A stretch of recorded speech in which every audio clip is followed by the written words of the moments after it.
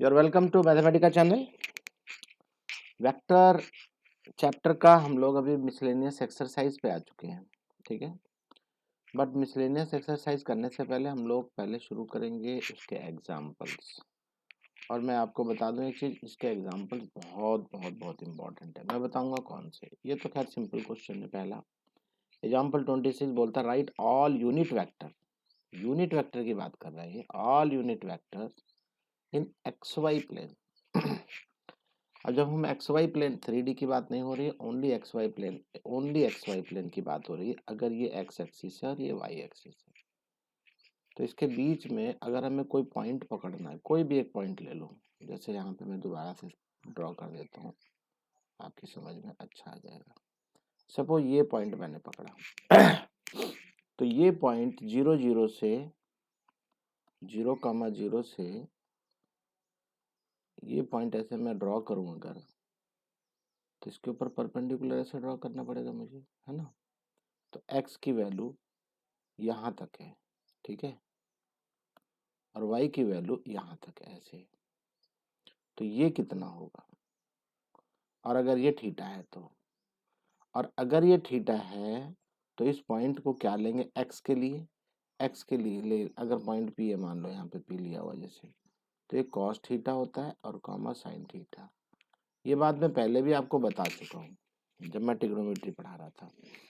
और और अगर अभी भी क्लियर नहीं है तो मैं और थोड़ा एलोबरेटली बताता हूँ, तो ये कुछ बच्चे समझ नहीं पाते हैं।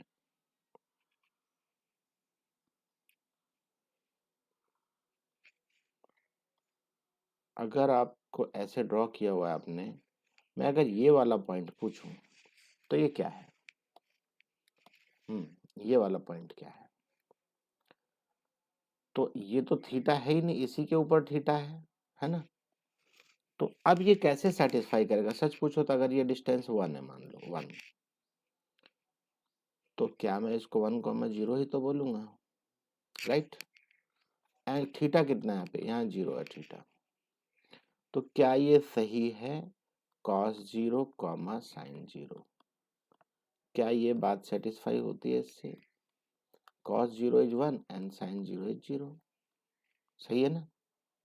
तो चलो देखते हैं ऊपर वाले पॉइंट को, क्या ये सेटिस्फाई करेगा इसको, इसी बात को। ये क्या पॉइंट है पहले तो ये देख लो, ये पॉइंट है 0,1।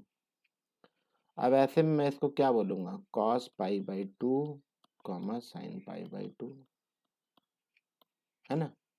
तो cos π/2 क्या होता है? cos 90 0 और 1 क्या होगा? sin π/2। मतलब ये सभी पॉइंट को सेटिस्फाई करता है, ठीक है ना। ये बात तो क्लियर हो गई आपको। अब आ जाओ यहाँ फिर से देखते हैं कि अब क्या बोलता है ये बात तो आपको समझ में आ गई कि हमें cos थीटा और sin थीटा हम रख सकते हैं किसी भी पॉइंट को। तो अगर मैं ये ऐसा एक पॉइंट लेता हूँ r, मान लो r वेक्टर है, तो यहाँ पे मैं क्या लिखूंगा? cos theta comma sin theta, ठीक है ना, थीटा। तो अब मैं इसको मॉडुलस r को 1 बताना है मुझे, तो कैसे बताना पड़ेगा? ये मान लो OP था ये, ठीक है ना। तो ये अगर मैं ड्रॉ करता हूँ नीचे यहाँ पे, तो ये क्या होगा? मान लो P डैश, आपकी बुक के हिसाब से, ये देखो P डैश है, ये P डैश है और ये P है। कुछ और भी ले सकते हो आप, आपकी मर्जी है, ऐसा कुछ भी नहीं है कि P डैश ही लेना पड़े। तो अब मुझे बताएंगे आप, ये O है और ये OP कितना है, OP डैश कितना है? OP डैश कितना है? OP को छोड़ो, OP डैश कितना होगा? ये कितना है? ये अगर ये यहाँ पे ये थीटा एंगल थीटा हो तो ये परपेंडिकुलर है, सॉरी बेस है, ये R है, ठीक है ना। तो अब मैं इसको क्या लिख सकता हूँ? OP dash I cos theta, right. और P डैश क्या होगा? ये वर्टिकल वाली लाइन, ये वर्टिकल वाली लाइन, क्या लिख सकता हूँ मैं इसको? J sin theta, right. बात समझ में आ गई होगी। तो अब अगर मैं ये पूछूं कि भाई R कितना होगा, मॉडुलस ऑफ R कितना होगा, ये बना क्या? सबसे पहले तो R लिखना चाहिए मुझे, और वेक्टर क्या है? वेक्टर का नाम होगा I cos theta plus J sine theta, ठीक है ना। तो मॉडुलस ऑफ आर क्या होगा? मॉडुलस ऑफ आर क्या होता है? आई का कोफिशिएंट जो है उसका स्क्वायर, जे का कोफिशिएंट जो है उसका स्क्वायर और रूट ओवर। तो ये तो 1 आया, और 1 क्या है? Unit vector. बात समझ में आ गई? और आप इसको कहीं भी लेके जाओ। अब ये क्या बोलता है आगे, आगे क्या बोल रहा है, ध्यान देना थोड़ा सा। Also as theta varies from 0 to 2 pi, कहीं भी ले सकते हो आप इसको, यहाँ भी ले सकते हो, हर जगह बोला the point P traces the circle X square plus Y square equal to 1, that is circle. हर जगह वैसा ही बनाएगा ये। तो वैसे ही बनाएगा तो क्या होगा, अरे काउंटर क्लॉकवाइज आप ऐसे कैसे किधर भी चलते चले जाओ, हर जगह same point P same type का एंगल बनाएगा। तो वहां से भी हम लोग जब भी लेंगे तो सर्कल ही बनेगा ना, x square plus Y square equal to 1। तो उसकी वैल्यू हमेशा यूनिट वेक्टर ही आएगी, ठीक है ना। So 1 gives every unit vector in the plane x y, ठीक है। तो इजी है, बेसिक समझ में आता है तो ये भी इजीली कर लेंगे आप, ठीक है। नेक्स्ट इजी है। अब जब इतनी एक्सरसाइजेज आप करके आ चुके हो तो ये कुछ भी नहीं है, कुछ भी नहीं। एग्जाम्पल नंबर 27 क्या बोलता है? If I J plus I plus J plus के, और दूसरा वेक्टर है 2i प्लस 5j, तीसरा है 3i plus 2j minus 3k and i minus 6j minus k are the position vectors of A B C D. याद रहे position vector है ये, ठीक है ना। अब ये कैसा है हमें नहीं मालूम, लेकिन ये पोजीशन वेक्टर। लेकिन देखो यहाँ पे किसी फिगर का नाम नहीं दिया इसने, इसने सिर्फ पॉइंट दिए हैं। पॉइंट कैसे हमको नहीं पता, कौन सा फिगर रेक्टेंगल कैसा बन रहा है, क्या बन रहा है, हमें कुछ नहीं पता। उसने बस बता दिया ये position vector. Then find the angle between A B and C D. तो अब आपको ए बी कैसे मिलेगा? ए बी ये है तो बी माइनस ए, तब आपको ए बी मिलेगा। और फिर बोलता है सी डी, सी डी का मतलब क्या है? सी डी कैसे रहेगा? डी माइनस सी, मतलब ये माइनस ये, ठीक है। And deduce that A B and C D are collinear, और ए बी सी डी दोनों क्या है? कोलिनियर है दोनों, ठीक है ना। आपको मैंने बता भी रखा है दोनों का डिस्टेंस, दोनों का जो डिस्टेंस मेजर करोगे अगर एक फैक्टर में आता है दोनों, तो वो उसको हम क्या बोल सकते हैं? कोलिनियर। चलो देखते हैं। तो अगर मुझे अभी note that theta is the angle between A B and C D, then theta is also the angle between A B C D, है ना, दोनों वेक्टर के बीच में। तो ए बी निकालने का क्या तरीका है? Position vector of B minus position vector of A. अभी अभी मैं आपको बता के आया हूँ कि जब भी आपको ए बी वेक्टर निकालना है तो बी माइनस ए, पोजीशन वेक्टर बी से पोजीशन वेक्टर ए माइनस कर दो, बस ए बी आ जाएगा आपको। तो ए बी निकालने का क्या तरीका है? यहाँ पे क्या तरीका है देखो, चलो यहीं पे बताता हूँ मैं। 2i माइनस आई, आई 5j माइनस जे कितना हो जाएगा? 4j। और देखो यहाँ पे k है ही नहीं, तो 0k माइनस k कितना हो जाएगा? Minus k। लो जी, ये हो गया हमारा A B, i plus 4j minus k, right. Same way अब एक चीज और बताओ मुझे, इसका मॉडुलस करूंगा तो कितना आएगा? मॉडुलस का तरीका आपको पता है, सबका कोफिशिएंट का स्क्वायर, 1 का स्क्वायर। ये 4 है तो 4 का स्क्वायर, ये -1 है तो -1 का स्क्वायर। सबके स्क्वायर कर दो, ऐड करके रूट कर दो, तो मुझे क्या मिलता है? 3√2। ये बात क्लियर हो गई। सी डी निकालने का तरीका ऑलरेडी मैं बता चुका हूँ आपको, सी में से डी को माइनस करो, सॉरी सी डी है ना ऐसा, तो डी में से सी को माइनस करना है, ठीक है ना। तो डी में क्या? आई, यहाँ क्या है? 3i, I minus 3i is how much? -2i, ऐसा। Same way -6j -2j -8j, right. Minus के माइनस ऑफ -3k मतलब +3k +4k है। ये क्या हो गया? माइनस के से माइनस करना है -3k, तो +3k हो जाएगा, तो क्या आएगा? 2k, ठीक है, ओके। तो अब इसको ये बोलता है कि मॉडुलस ऑफ सी डी करो, तो मॉडुलस ऑफ सी डी बार बार ऐसा नहीं करके डायरेक्ट करेंगे। 2 का स्क्वायर 4, 8 का 64, 2 का अगेन 4, कितना हो जाएगा ये? 4 4 8, 8 4 12, 72। ठीक है, 72 रूट ओवर आता है। 72 का मतलब है यस 36 इंटू 2, और 36 का होता है 6, और 2 का रूट 2 की फॉर्म में ऐसे लिख दिया। ये देखो, अगर मैं ध्यान से देखूं तो मुझे साफ साफ दिखाई दे रहा है 3 रूट 2 और ये 6 रूट 2 ट्वाइस है ना एक दूसरे का। 3 रूट 2 का ट्वाइस कितना है? 6 रूट 2। तो यहीं से पता चल रहा है कि ये क्या है, इसका डबल है।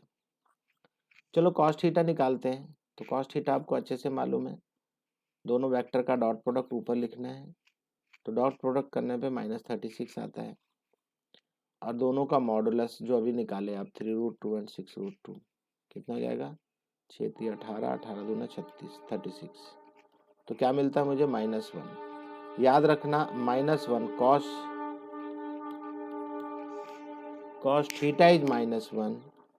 कॉस थीटा -1 कितना होता है? देखो मैं ग्राफ बना देता हूँ अगर आपको याद ना हो तो। ये π/2, ये होता है -1। तो -1 कितना आ रहा है? सॉरी, कॉस थीटा -1, -1 मतलब कितना? पाई, है ना। तो थीटा इज पाई। थीटा किसके बीच में? 0 टू पाई के बीच में, तो ये पाई होता है। This shows that A B and C D are collinear. तो एंगल पाई का मतलब क्या? 180 डिग्री कोलिनियर है। एक की डायरेक्शन इधर है, एक की डायरेक्शन इधर है, बस और कुछ नहीं। ठीक है ना, दोनों के बीच में कितने डिग्री का है डिफरेंस? ध्यान देना, एक इधर की डायरेक्शन में, एक इधर है, कोलिनियर, एक ही उसके ऊपर है, एक ही लाइन के ऊपर है। और दूसरा ऑल्टरनेटिवली यहाँ पे क्या बताना चाहता है ये, जो मैंने आपको शुरू में बताया कि ए बी कितना है? -half of C D, which implies that A B and C D are collinear vector. ये भी एक तरीका है।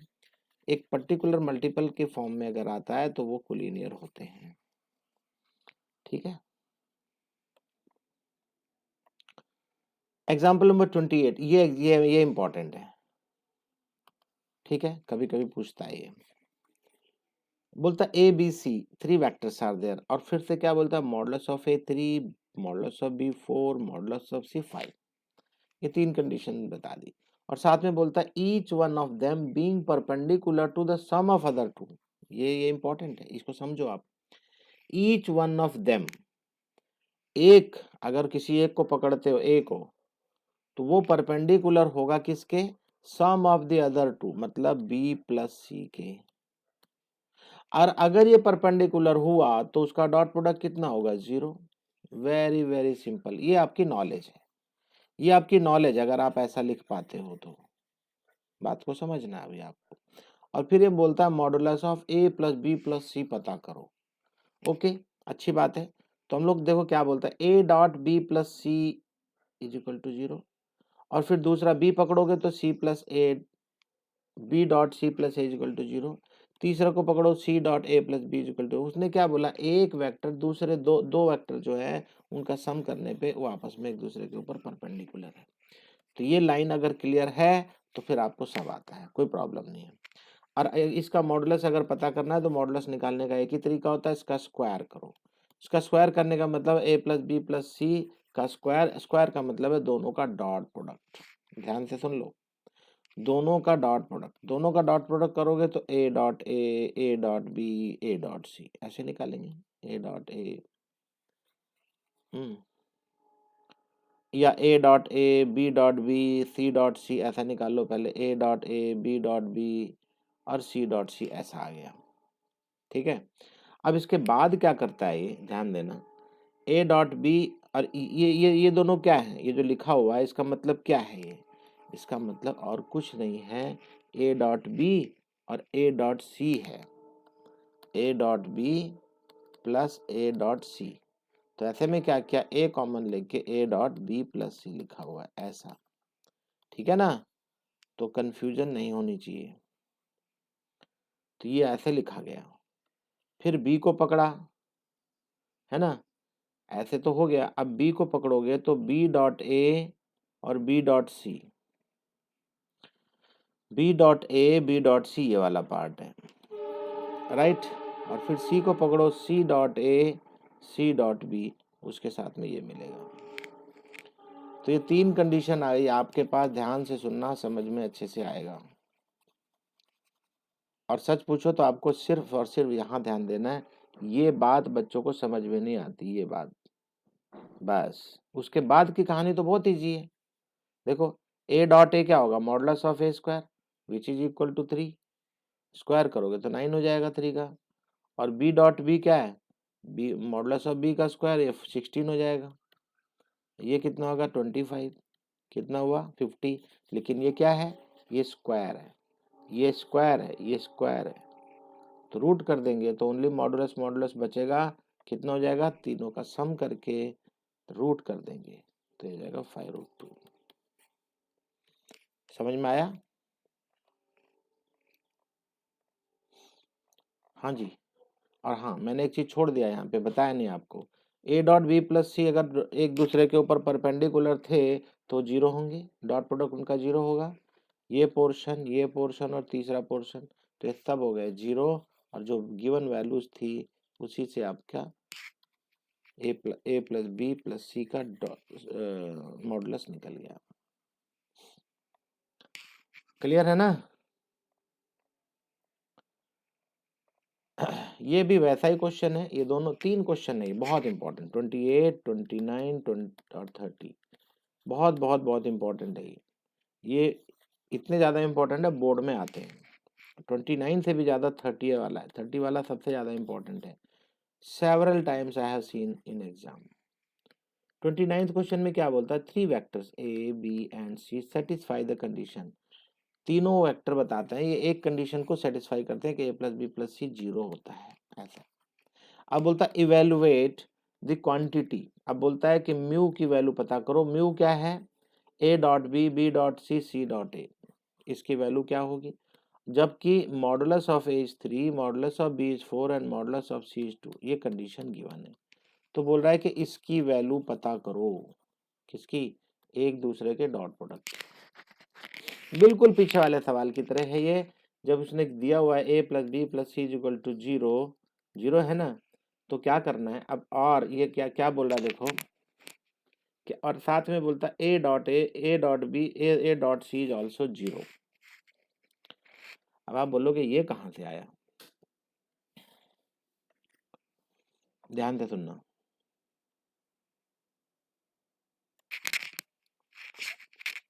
आपकी बुक में तरीका जो लिखा हुआ है ना, ये थोड़ा कम जम रहा है। पहले कंडीशन दे दी, फिर इसने ए डॉट, ये कहाँ से लाया, आपको बहुत तगड़ा कंफ्यूजन आएगा। ये कहाँ से लेके आ रहा है, ऐसे क्यों लिख रहा है ये। हम इसको ऐसे नहीं करेंगे, मैं और अच्छा तरीका बताता हूँ, very easy. Modulus of A 3, 4 and 2 पहले लिख लेता हूँ मैं।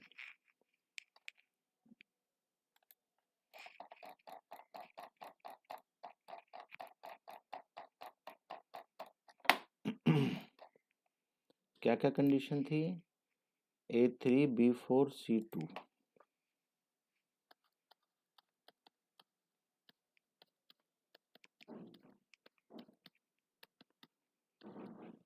ठीक है, और कंडीशन क्या लिखी है, A plus B plus C is equal to zero, ये कंडीशन है। ठीक है, अब सबसे पहले तो अगर आप देखोगे A प्लस बी प्लस सी का डॉट प्रोडक्ट अगर मैं करता हूँ, ध्यान देना, अभी समझने वाली बात है आपके लिए, और ये भी मैं बता दूंगा पीछे ऐसा क्यों किया है, ठीक है ना। ये यहाँ तक तो आपको क्लियर हो गया। और वो जो लिख रहा था, अब ये क्या होगा, इसको भी मैं ऐसे लिख सकता हूँ, है ना, जीरो जीरो। अब मैं इसको एक काम करता हूँ, ये जीरो तो है ही, गिवन कंडीशन थी ये। अब मैं इसके डॉट प्रोडक्ट करूँगा, तो ए डॉट ए, ठीक है, एरो आप लगा लेना, ये एरो भी लगाने हैं। A dot A plus A dot B plus A dot C हो गया। अब बी को पकड़ो, B dot A B dot B dot C. अब सी को पकड़ो, सी dot A C dot B C dot C, equal to 0। यहाँ तक सब क्लियर है। इसको मैं क्या लिख सकता हूँ, मॉडुलस ऑफ ए स्क्वायर, ये क्या होगा मॉडुलस ऑफ बी स्क्वायर, और ये क्या होगा c dot c, modulus of c square. यहाँ तक कोई प्रॉब्लम नहीं है किसी को भी, ठीक है ना। अब आ जाओ इधर। अब एक चीज बताओ मुझे, ये क्या है ए डॉट बी, ये क्या है बी डॉट ए। हमें मालूम है कि a dot b is equal to b dot a, कोई प्रॉब्लम नहीं है। तो मैं यहाँ पे लिख सकता हूँ twice of a dot b, ठीक है ना, a dot b b dot a, खत्म हो गया। ए डॉट सी, ठीक है, और सी डॉट ए, दोनों दोनों एक ही है, twice of a dot c. फिर इसके बाद क्या आता है, b dot c, c dot b, ठीक है ना, twice of b dot C equal to 0। यहाँ तक सारी बातें क्लियर है। अभी चुपचाप इसकी वैल्यू डाल दो, ए का मॉडुलस ए का स्क्वायर, मॉडुलस ए की वैल्यू कितनी थी भाई, ए की वैल्यू 3, बी की वैल्यू 4, सी की वैल्यू 2। अच्छा ये 2 2 2 है, ट्वाइस है, ट्वाइस मैं कॉमन ले लेता हूँ, a dot b, b dot c, c dot a, एक ही बात है। और शायद यही पता करना था। चलो देखते हैं, क्वेश्चन को एक बार देख लेते हैं। ये देखो a dot b, b dot c, c dot a, सिर्फ इतना पता करना है। इसी की वैल्यू उसने म्यू लिखी हुई है। याद रहे हमें उसका ट्वाइस आ रहा है, हमें इसका ट्वाइस आ रहा है, याद रखना है। ये देखो ट्वाइस है।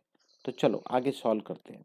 3 3 जा 9, 4 4 जा 16, 2 2 जा 4, plus twice a dot B dot c dot a equal to 0।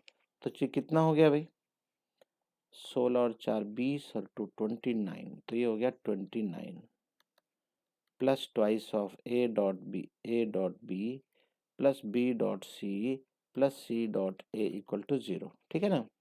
तो 29 में राइट साइड में ले लेता हूँ, माइनस 29 हो जाएगा, इधर रहेगा twice of a dot B dot c dot a, right. और अब इसको 2 इसके नीचे डाल दो, ये हमारी वैल्यू आ गई, a dot B dot c dot a equal to -29/2।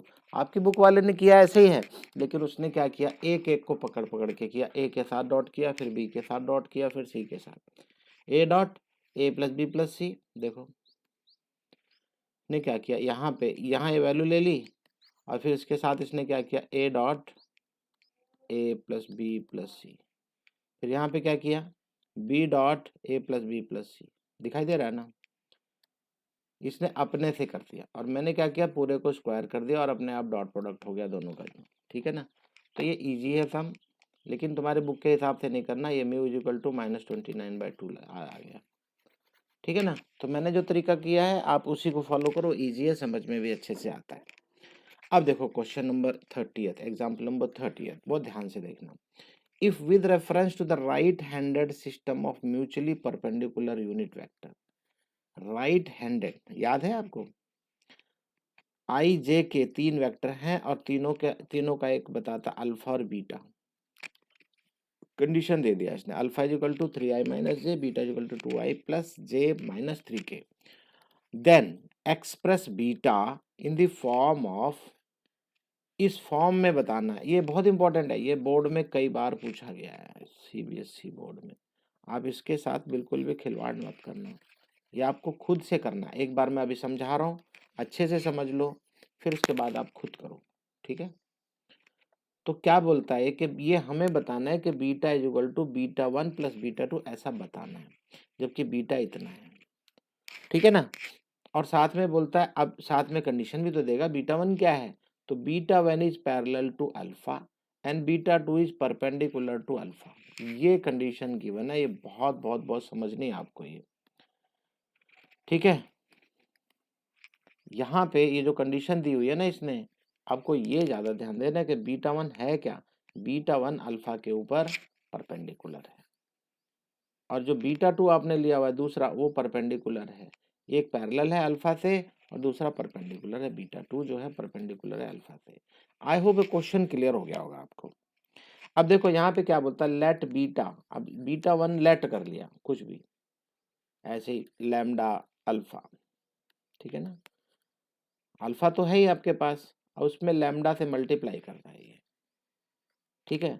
तो लैम्डा क्या है, स्केलर वैल्यू है कुछ, तो बीटा 1 आपको क्या आएगी 3, आपको लैम्डा ही नहीं पता, देख लो, बस लैम्डा के बारे में नहीं पता आपको, ये फिर क्या हो जाएगा, मल्टीप्लाई हो जाएगा लैम्डा इसमें, ये हो गया बीटा 1। और बीटा 2 क्या है, अब बीटा 2 को प्रूव करने के लिए यहाँ पे क्लियर उसने लिखा हुआ है कि then express beta in this form, इस फॉर्म में एक्सप्रेस करने की बात करता है। तो इसका मतलब बीटा जो होगा बीटा 1 प्लस बीटा 2 है। तो जब आपको बीटा पता चल गया, बीटा 1 पता चल गया, तो बीटा 2 कितना होगा, बीटा 2 होगा beta minus beta 1, right. Beta 2 कितना है, बीटा माइनस बीटा 1, क्लियर। अब ध्यान दो, देखो यहाँ पे इसने क्या लिखा, beta 2 equal to beta minus beta 1, तो ठीक है कोई बात नहीं। अब जो बीटा वैल्यू है, ये रही बीटा वैल्यू, ठीक है, इसमें से बोलता है बीटा 1 को माइनस कर दो, बीटा 1 को माइनस कर दो, तो बीटा 1 ये रहा देखो 3 लैम्डा, है ना, बीटा माइनस बीटा 1, तो बीटा तो ये रहा 2i, 2i, तो ये 2 माइनस 3 लैम्डा, देखो 2i माइनस 3 लैम्डा, आई कॉमन ले लो, तो 2 minus 3 lambda, 2 minus 3 lambda, clear है। जे की बात करते हैं, जे में क्या आता है, यहाँ 1 माइनस ऑफ माइनस प्लस हो जाएगा 1 प्लस लैम्डा, 1 प्लस लैम्डा जे। के बारे में देखो यहाँ -3 है ना, -3, अब देखो यहाँ पे के है ही नहीं, तो बस -3 के, ये आपका आ गया बीटा 2। बीटा 1 और बीटा 2 दोनों लैम्डा की फॉर्म में हैं। अब सारा कमाल लैम्डा का है, लैम्डा हमें निकालना है बस। यहाँ तक तो हमने अभी तक भूमिका तैयार की है कि किस तरीके से हम आगे बढ़ेंगे। अब उसने बोला हुआ है कि beta 2 is perpendicular to alpha, ठीक है ना, अल्फा के ऊपर ये बीटा 2 जो है परपेंडिकुलर है, तो दोनों का डॉट प्रोडक्ट क्या होगा, 0 होगा, वेरी सिंपल। अल्फा और बीटा 2 दोनों क्या होंगे, आपस में परपेंडिकुलर हैं, तो इसका मतलब अल्फा ये रहा, अल्फा कितना है 3i माइनस जे, और बीटा 2 क्या है, बीटा 2 ये रहा 2 माइनस 3 लैम्डा। तो डॉट प्रोडक्ट कितना होता है, कोई दो चीजें परपेंडिकुलर हो तो डॉट प्रोडक्ट 0 होता है, ये रहा 0। अब मैं इसको 0 प्रूव करूंगा, अब इधर देखो 3 इंटू 2 माइनस 3 लैम्डा, ये देखो 3 इंटू 2 माइनस 3 लैम्डा, बीटा 2 दूसरा क्या है 1 प्लस लैम्डा जे, जे यहाँ पे क्या है -1, तो -1 इंटू 1 प्लस लैम्डा, ये देखो यहाँ पे -1, 1 नहीं लिखा इसने, 1 आप लिख दो, -1 इंटू 1 प्लस लैम्डा। अब अल्फा के अंदर के नहीं है, 0 है, तो 0 से मल्टीप्लाई करोगे तो के साथ कितना आएगा, के कितना है -3 के, ये 0 हो जाएगा, बात ही खत्म।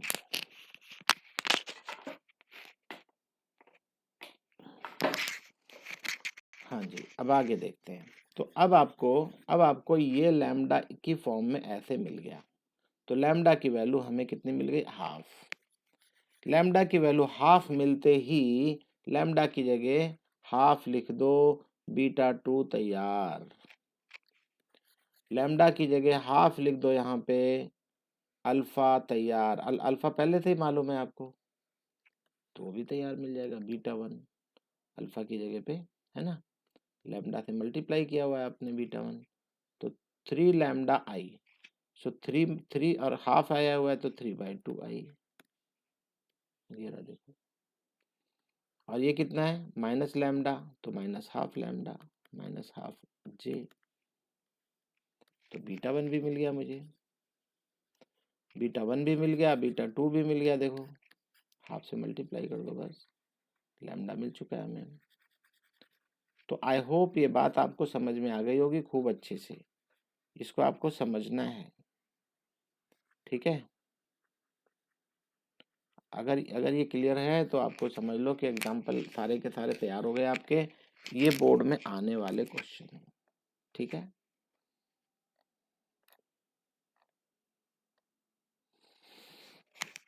अब आपको चाहिए कि आप कुछ सम अपने आप भी करें, ठीक है? कुछ क्वेश्चन इसके अंदर से आप खुद करें, ट्राई करें कि हाँ भाई हम कर पाते हैं या नहीं, क्योंकि आपको तो करना ही है, समझना तो पड़ेगा ही। तो अभी मैं मिसलेनियस कराऊँ आपको एक्सरसाइज, आप खुद भी ट्राई करेंगे? मेरे ख्याल से आपको खुद ट्राई करने के लिए मैं आपको छोड़ रहा हूँ कि आप खुद भी इसको ट्राई करो, फिर इसके बाद में आपको कुछ क्वेश्चन फिर इसके बाद में कराऊंगा। इसके अंदर भी बहुत इम्पोर्टेंट क्वेश्चन है, मैं आपको इम्पोर्टेंट क्वेश्चन बता भी देता हूँ, आप उन क्वेश्चन को पहले ट्राई कर लेना। जैसे 9th है, ठीक है, 10th है, ये सब बोर्ड क्वेश्चन है।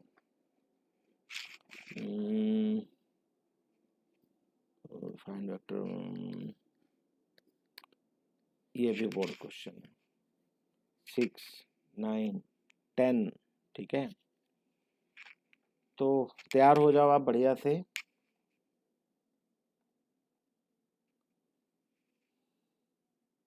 13 जबरदस्त क्वेश्चन है, ठीक है। तो बस इसी तरीके से क्वेश्चन रहेंगे, आप इसको तैयारी करो, कुछ क्वेश्चन कर लेना, जो नहीं होंगे तो फिर मैं आपको करा दूंगा, ठीक है। इसके और भी कुछ बोर्ड क्वेश्चन मैं आपको भेज दूंगा, पहले तैयार करो।